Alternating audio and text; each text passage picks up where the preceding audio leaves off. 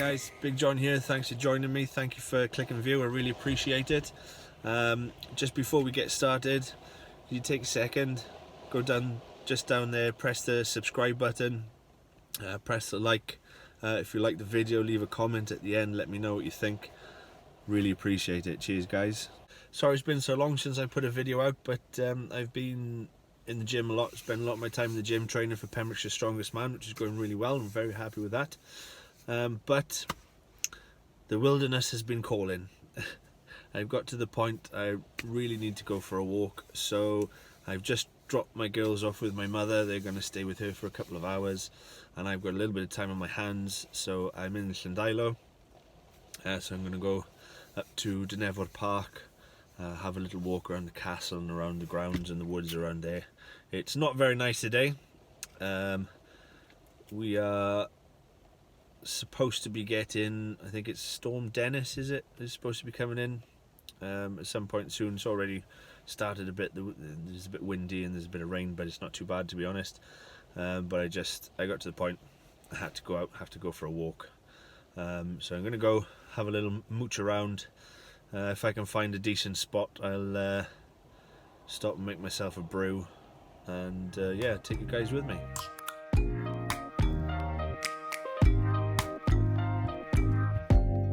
Open up, you open up. Bitch, you want BBM. We should be closer than friends. If you open engaging you's on my agenda. Request my chariot to get ya. The door's open. Take the high road and hop in.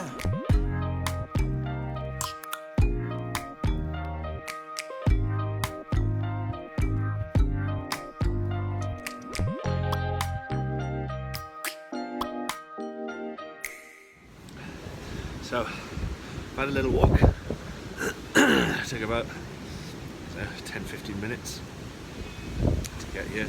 I'm at Llanddeveisant Church, which is the church on the land of the Newton House estate. It's not actually open anymore. I think they're looking to restore it, but it's not used at the moment. It's a lovely little church. Used to be open when I was a kid. I remember sort of coming up here for walks with my parents and with school, with my friends. Used to walk over that bridge that you just saw now in the video that's been rebuilt. Used to have loads of fun sort of racing up to there, running over and coming up to the church here, and they used to have sort of a badger den tunnels that you used to go through and used to play in when I was little, which is great fun. But it's yeah, it's nice to come for a walk up here. It just brings back a lot of memories. It is fairly shaded from the weather where I'm stood right now, but unfortunately there's nowhere for me to sit. There's a very small space here, so probably won't stop here to make a brew. Probably push on. Can go up through the fields and up the woods that way to get up towards Dynevor Castle, but it's very, very open, so I'm probably going to go back the way I came and then follow the path back up, go up towards Newton House, and then go in the woods and go up to the castle that way and see if I can find a spot, maybe put up a little tarp shelter and make myself a little brew on the way. Maybe not. See, we'll see what it's like when we get there.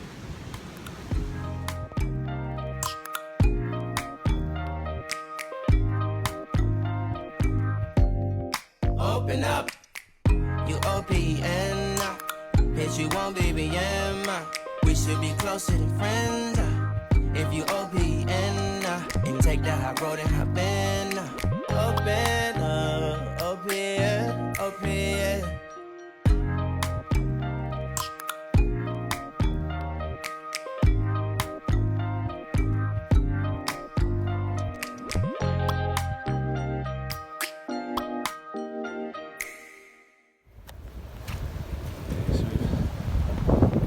Wooded area now, and see, this is the house. Let's cross the road.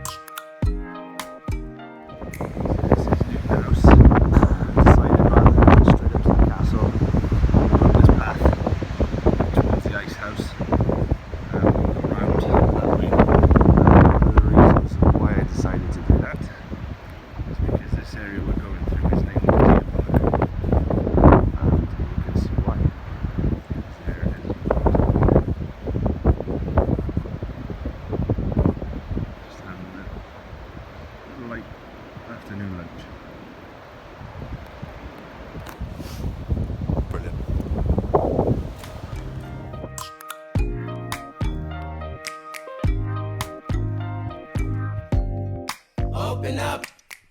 You OPN now. In the ice house now.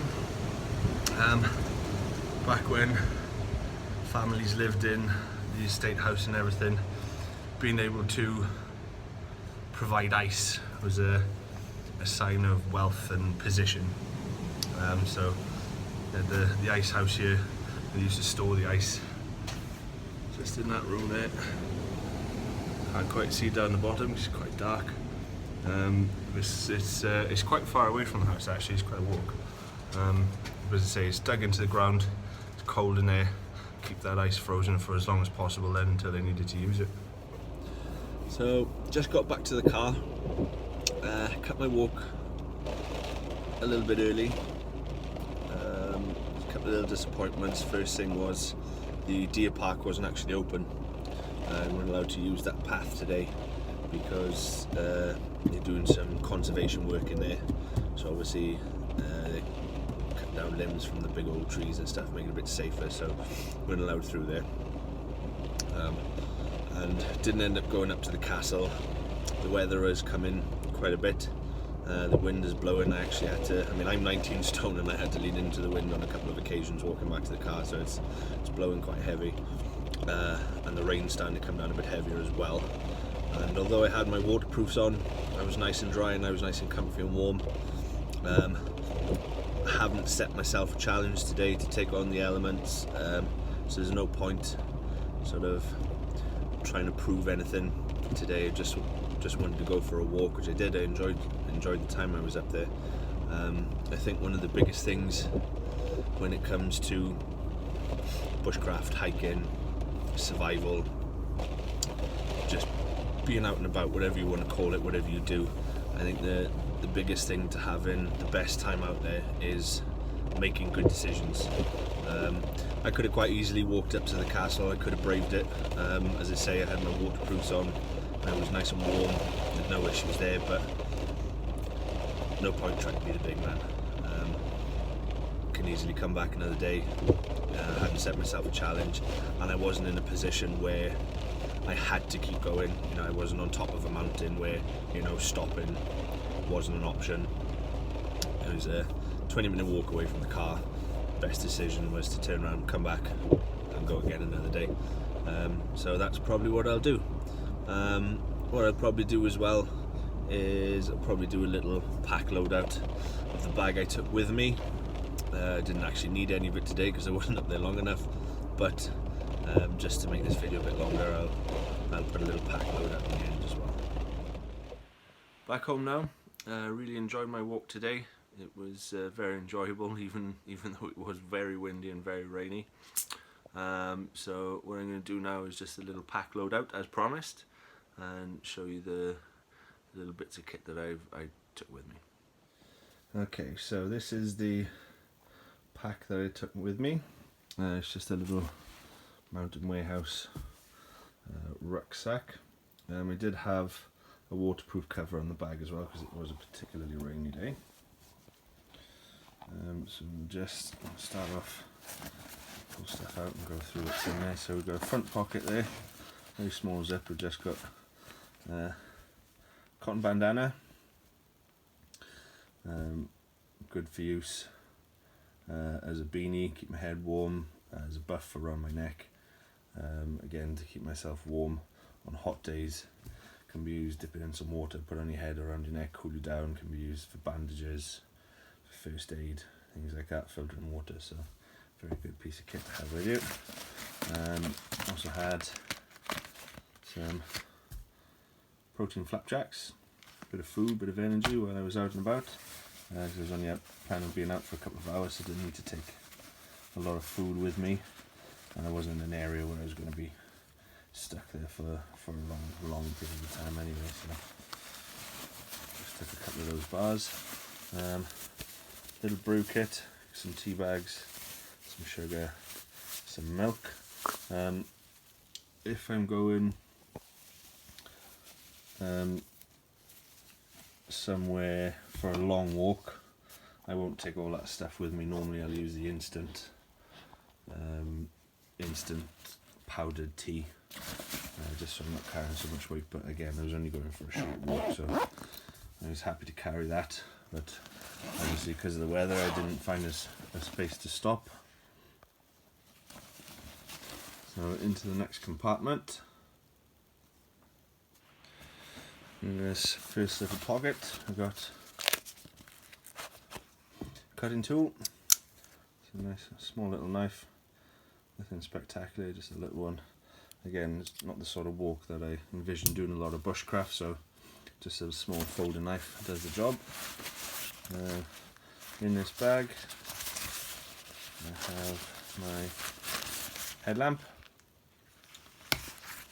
and I have a small plastic bag with a few little extras. I've got some duct tape, a small sewing kit, whistle, and some spare batteries for the headlight. Again, the sort of stuff that on the walk I did today, not necessarily need it, to be honest with you, but it's the sort of stuff that I always take when I go on long walks, short walks. I find it easier just to leave it in the bag. It doesn't weigh much, so that's fine. What else do we have in here? We have a compass. And there again, didn't need it for navigation today. Wasn't going for a long walk. Know the area very, very well. It's not a particularly big place, so it's never going to get lost. But again, always keep it in there. You know, it could be used for lots of different things. I have done a video in the past about this compass, so I'll put a little link in the description or something if you want to go and watch that. In here then is my little stove, just a small stove. It all fits together. Use the hexamine tabs. I have carrying there, got some hexamine tabs. They're really good. They burn really hot and really long, so that's what I would have used to make myself a cup of tea had I found a nice spot out of the rain to make myself a cup of tea. It's also good as well because in wooded areas, when it is dry, when you can find lots of dry twigs and everything, you can use it as a twig fire, not just use the hexamine tabs. So it's again multi-use device. In the main part of the bag then, I have a water bottle, which is just your standard sort of GI canteen. My titanium spork, water bottle, and I've got my cup,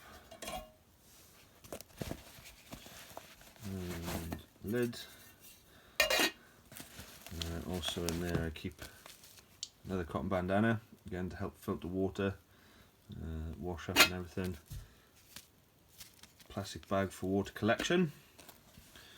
And obviously, you know, if I am in a situation where I'm collecting water from the stream or everything, I can filter it with a bandana, use the stove and the cup to sterilise everything as well. If I'm in a situation where I can't light the fire, I do have some sort of iodine tablets, and the sodium dichloroisocyanate purifying tablets. So I can use those instead if I can't, if I'm in a situation where I can't get a fire going. That's what we're getting. Right, so we've got waterproofs. So there's a waterproof coat, a pair of waterproof trousers in there, which came in very, very handy because it was very wet. Got my Possibles pouch. So I've got some tissues in there. If I get caught short, I need to go to the toilet, or you know, to help with dressings for wounds or whatever. Basic first aid kit in there. There's a bandage, some good pot of Vaseline, some paracetamols, ibuprofen, those sort of things, just basic stuff. On the other side then as I say, this is a possibles pouch, so I have a spare compass, got some twine, spare cutting blade, I've got a space blanket in there, a little mirror, signalling mirror,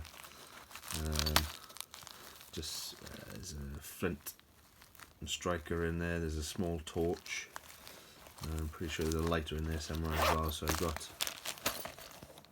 little extras to help with things like emergency shelter building, that kind of stuff, if I do get really stuck, if the proverbial does hit the fan. Next item then is my poncho. This is, can't remember the exact dimensions of this, but I spent a long time looking for this before I actually decided to buy it, because I'm quite a big guy, 6'3", quite broad. Most of the ponchos on the market are sort of you get like a couple of centimeters either end at my height and my width, but I found this one, which it's over 2 meters long. I can't remember the width on it, but it's big enough to fit me comfortably. As I say, I'm 6'3", I'm quite broad, and if I'm using this as a shelter, I can string it up, and it fits me very comfortably as a shelter, so it gives me plenty of coverage. Again, as a poncho, it's an extra layer of cover with the waterproofs if I wanted to use it for that. I do keep it set up as a tarp as well. I've got paracord on the corners. I've got 4 pegs.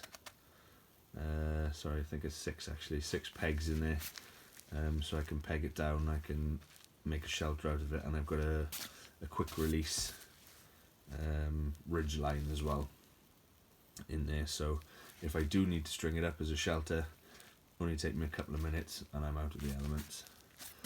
And it's very small, doesn't take up much room either. So in the back pocket, the last 2 items, I have some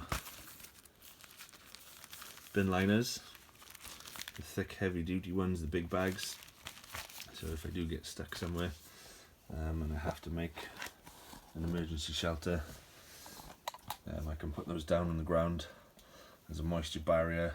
I can fill them with leaves and duff and all that kind of stuff, so I'm up off the ground as well, so I'm not losing any heat through conduction. Also, you can catch water with it, and it has a lot of uses. The other item I've got in there as well, it's in an antiseptic wipes bag, but it's actually another space blanket. So again, that goes with my shelter kit.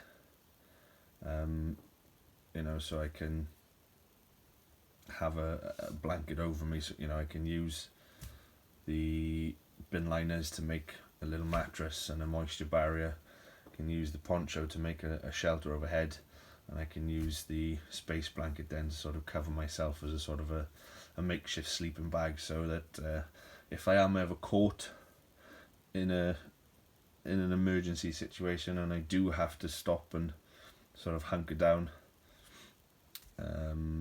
I can use that to try and keep myself warm, and keep myself out of the elements, and turn what could possibly be a life or death situation, just turn it into an uncomfortable night camping.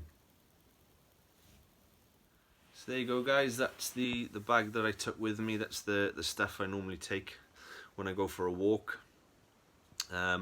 Obviously there are little bits that differ if I'm going for a longer walk, if I'm going into the woods. Certain things change. If I'm going into the woods, I'll take a bushcraft, a full tang knife rather than a folding knife. Take a little saw as well, something like that. Just little things like that will change depending on the terrain that you're going into, the type of environment, the time of year. Things like that, little things like that are sort of interchangeable, but the general sort of stuff stays the same. I do very much pack and plan my bags in line with the 10 C's of survivability, so set out by Dave Canterbury and everything. So I've got cutting tool, combustion device, cover, container for water, sterilising water. What am I missing from that first 5? Cordage. You know, there's cordage in with the poncho and everything, and I've got some in the emergency possibles pouch. And then the other 5 C's, then I've got a compass, I've got cargo tape, or duct tape. I've got a canvas needle with the sewing kit. I've got a needle with the sewing kit. I've got a candling device, so I've got the headlamp. I've got the spare batteries for that as well, just in case. And then the last one then obviously is the cotton bandana, which has a lot of uses as well. So every time I pack a bag, always got those 10 C's in mind. There's duplicates of all those 10 C's as well, so I'm not just reliant on that one thing. I have multiples to fall back on if I need them. But again, the type of things that I take differ depending on where I'm going, when I'm going, how long I'm going for. So hope you enjoyed the video. Again, just go down the bottom, click like, click subscribe, leave a little comment, and I'll see you again. Thank you very much.